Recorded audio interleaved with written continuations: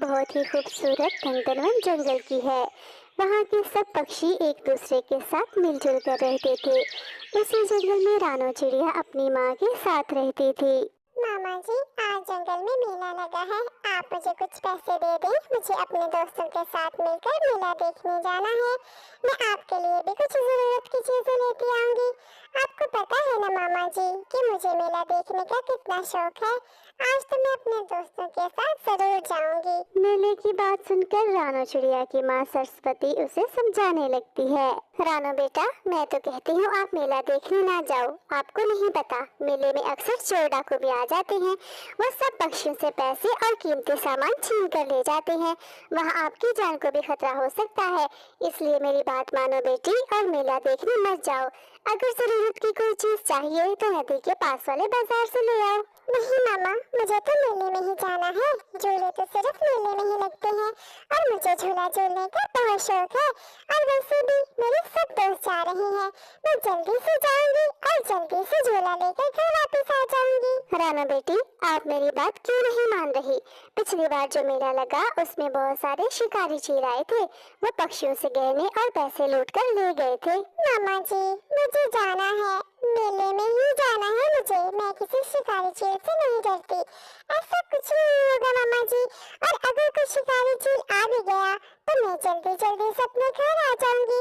रानी चिड़िया बहुत जिद करती है। वो अपनी माँ की बात नहीं मानती। इतनी देर में रानो चिड़िया के दोस्त भी उसके घर पर आ जाते हैं। वो रानो चिड़िया को आवाज लगाते हैं।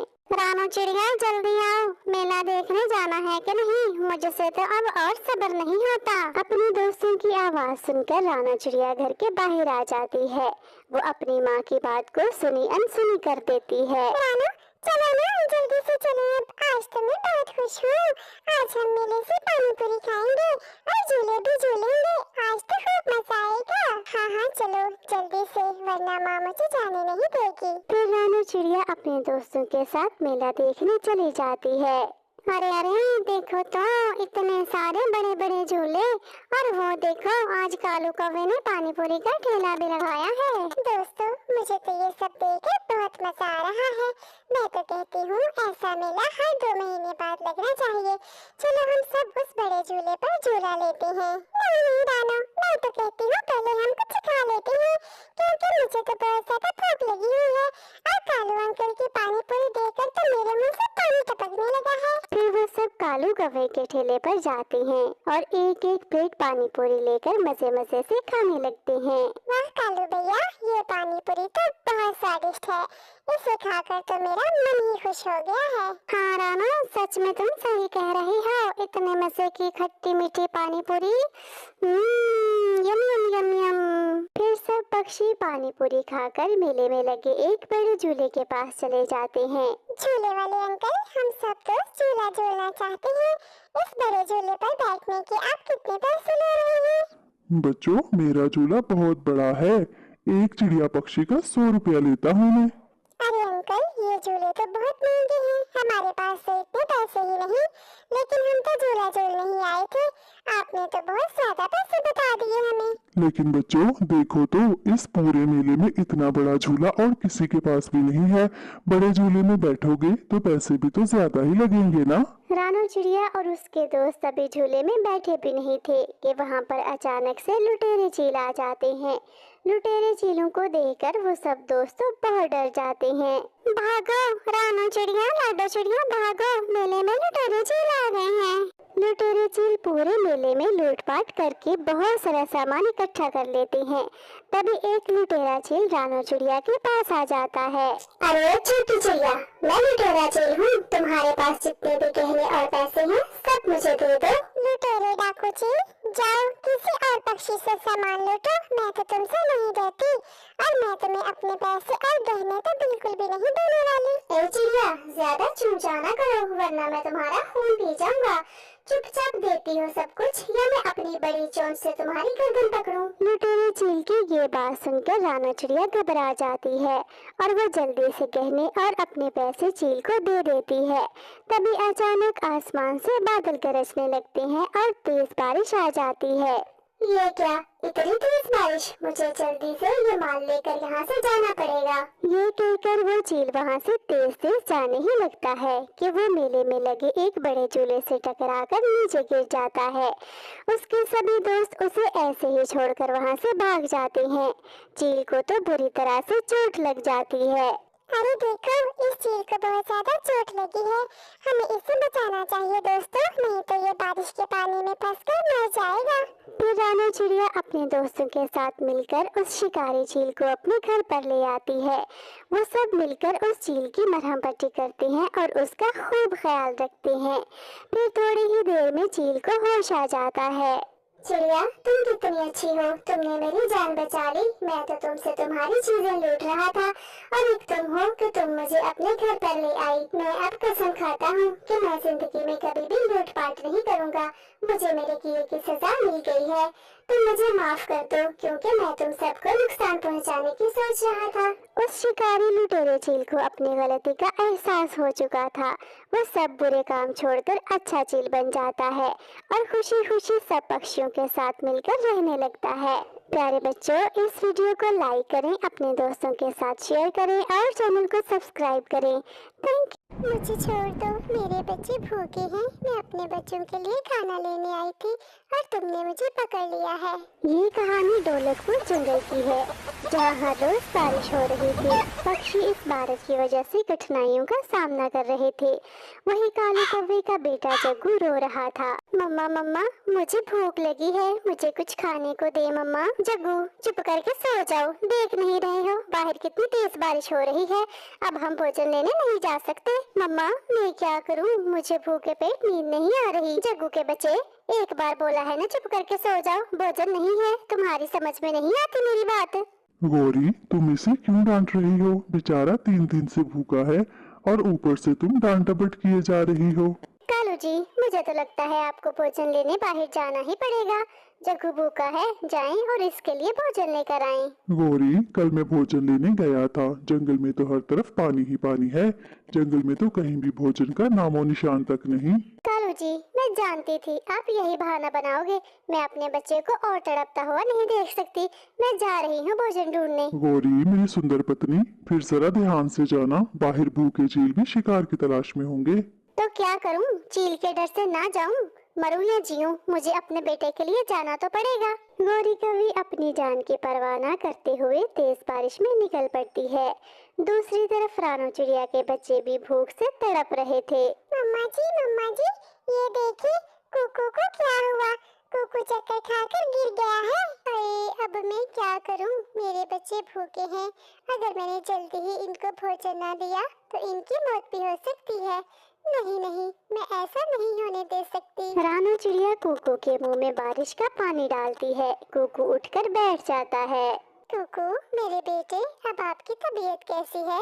मेरी तबीयत ठीक है मम्मा जी, बस मुझे बहुत जोर की भूख लगी है। कुकू बेटा, मैं जानती हूँ आप दोनों को भूख लगी है, लेकिन ऐसी बारिश में मैं कहाँ जाऊँ? जंगल में हर तरफ पानी ही पानी है। मम्मा जी, तो क्या भोजन के बिना हम मर जाएंगे?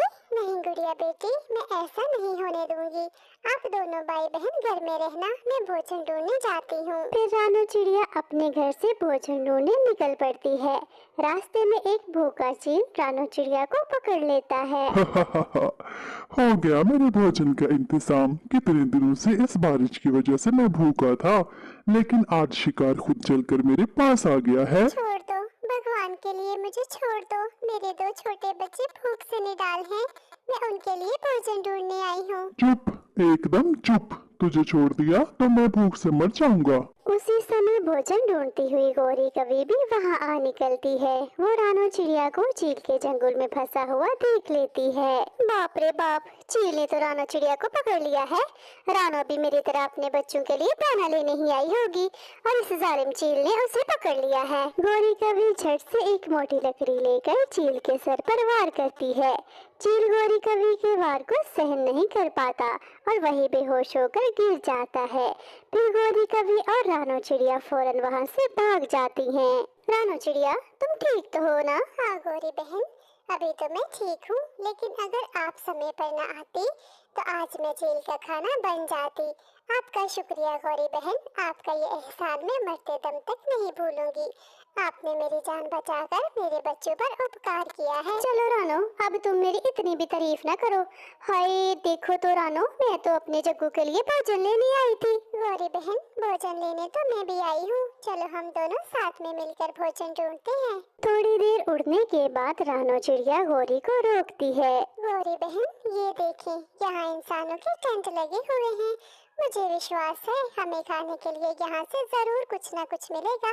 आप मेरे साथ चलें। फिर वो दोनों वहाँ से खाना ढूंढने लगती हैं। रानो चिड़िया को वहाँ पर मैगी का एक बाउल नजर आता है। अरे गौरी बहन, ये देखें, यहाँ पर बहुत सारी मैगी पड़ी है। फिर गौरी कभी उस मैगी को खाने लगती है। रानो, ये मैगी तो बहुत ज्यादा स्वादिष्ट है। चलो इस मैगी को अपने बच्चों के लिए ले चलते हैं, वो इसे खाकर बहुत खुश होंगे। फिर वो दोनों वहाँ से मैगी ले जाकर अपने बच्चों को खिलाती हैं। मैगी खाकर रानो चिड़िया के बच्चे तो बहुत ज्यादा खुश हो जाते हैं। मम्मा जी, ये मैगी तो बहुत ज्यादा स्वादिष्ट है। आप जानती हैं, कितने दिनों बाद तो मैंने पेट भर कर खाना खाया है। हाँ मम्मा जी, कोको बिल्कुल ठीक कह रहा है मम्मा। मेरा मन तो मैगी के कुरकुरे पकोड़े खाने को कर रहा है। क्या आप हमें मैगी के कुरकुरे पकोड़े बना कर देंगी मम्मा जी? हाँ मेरे प्यारे बच्चों, क्यों नहीं। मैं शाम को आप दोनों के लिए मैगी के कुरकुरे पकोड़े बनाऊंगी। फिर रानो चिड़िया शाम होते ही मैगी के कुरकुरे पकोड़े बनाकर बच्चों को खाने के लिए देती है। वाह मम्मा जी, ये मैगी के पकोड़े तो बहुत ही अच्छे बने हैं। मम्मा, इस बारिश के मौसम में मैगी के पकोड़े बनाकर पक्षियों को क्यों नहीं बेचती आप?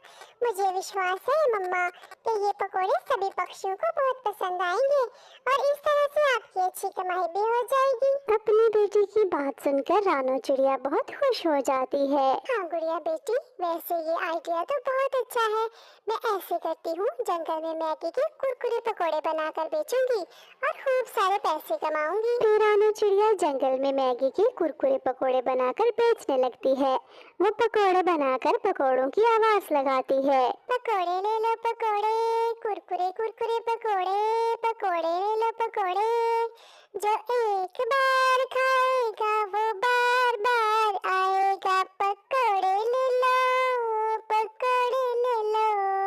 रानो की आवाज सुनकर वहाँ पक्षियों की भीड़ लग जाती है। रानो बहन, इन मैगी के पकोड़ों की खुशबू तो बहुत अच्छी आ रही है।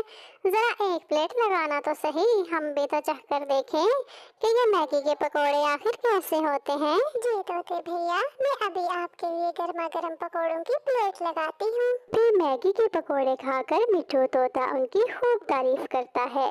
इस तरह रानो चिड़िया की पकोड़े वाली दुकान खूब अच्छे से चलने लगती है। तभी एक दिन एक शिकारी चील घूमता हुआ उस जंगल आ जाता है। ये वही चील था जिस पर गौरी कवि ने हमला किया था। चील पागलों की तरह हर तरफ गौरी कवि को ढूंढ रहा था। इसी जंगल में वो कौवी और चिड़िया रहती हैं जिन्होंने उस दिन मुझ पर हमला किया था। मैं अपना बदला तो लेकर ही रहूंगा। पेड़ पर बैठे चील की नजर अचानक रानो चिड़िया और उसकी पकोड़े वाली दुकान पर पड़ जाती है। अरे अरे, ये तो वही चिड़िया है जिसे मैंने उस दिन पकड़ा था, लेकिन उस दिन तो इसे कौवी ने बचा लिया था। लेकिन कोई बात नहीं, आज मैं इस चिड़िया से अपना हिसाब पूरा कर लेता हूँ। उस कौवी से तो मैं बाद में निपट लूंगा। ऐसा कहते हुए चील रानो चिड़िया की दुकान पर जाता है। वो रानो चिड़िया की दुकान पर तोड़-फोड़ मचाने लगता है। अरे चील भाई, आप ऐसा क्यों कर रहे हैं? कितनी मुश्किल से तो मैंने अपना ये ठेला लगाया था। ये मैगी के पकोड़े बेचकर तो मैं अपने बच्चों का पेट पाल रही हूँ। आपने यूं गरीब के पेट पर लात मारकर अच्छा नहीं किया। ए छोटी चिड़िया, चुप हो जाओ, मुझे मत समझाओ कि क्या सही है और क्या गलत। शुक्र मनाओ कि मैं तुम्हारी जान नहीं ले रहा, बस तेरा ये मैगी का ठेला ही तोड़ा है, वो भी तुझे सबक सिखाने के लिए। ऐसा कहते हुए चील वहाँ से चला जाता है। रानो चिड़िया तो अपना टूटा हुआ ठेला देखकर रोने लगती है।